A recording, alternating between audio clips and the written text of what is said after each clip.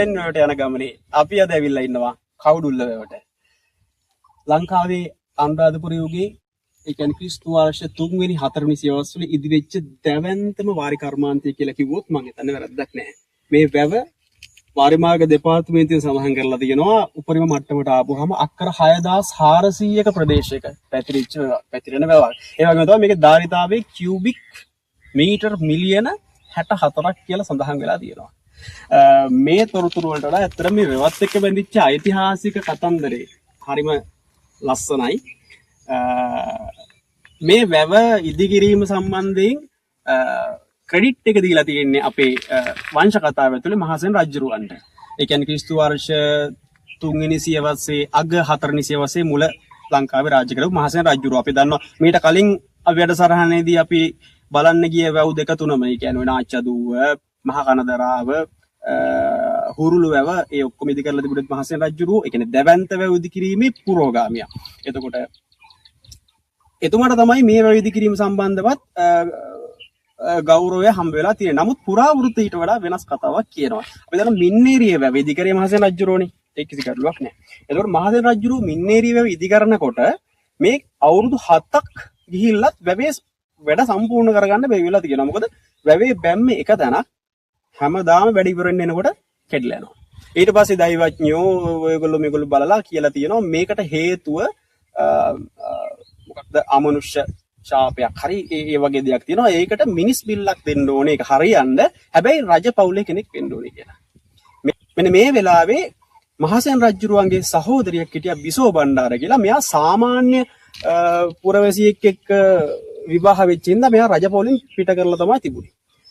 රජුරුව කරන වැඩේ මේ බිසෝ බණ්ඩාර කුමරියගේ පුතාව මේ බිලි පූජාව දෙන්න ලෑස්ති කරන්න කියලා ඇමති කෙනෙක්ට කියනවා.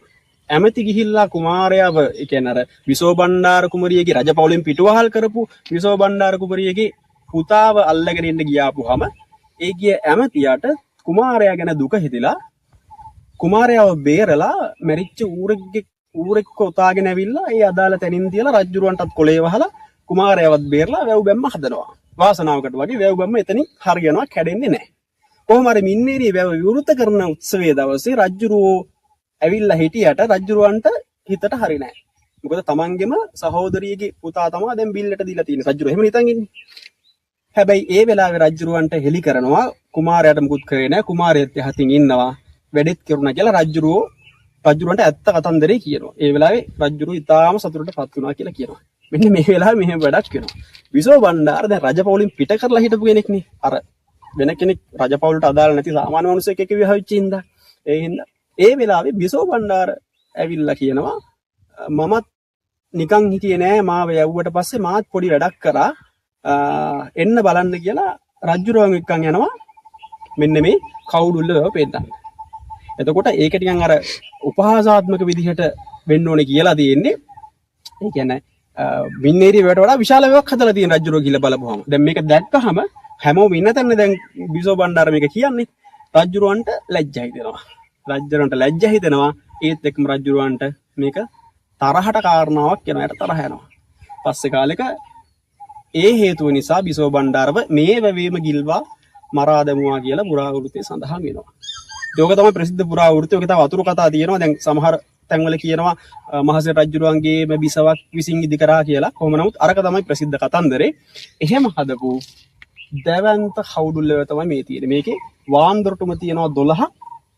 වැව් බැම්ම කිලෝමීටර් 9කට වඩා දිගයි. ඉතින් ඔන්න මේක සාමාන්‍යයෙන් අපිට අර ප්‍රධාන මාර්ගයක හම්බ වෙන්නේ නැහැ. චුට්ටක් ඇතුළට එන්න ඕනේ. පාලත් චුට්ටක් අමාරුයි.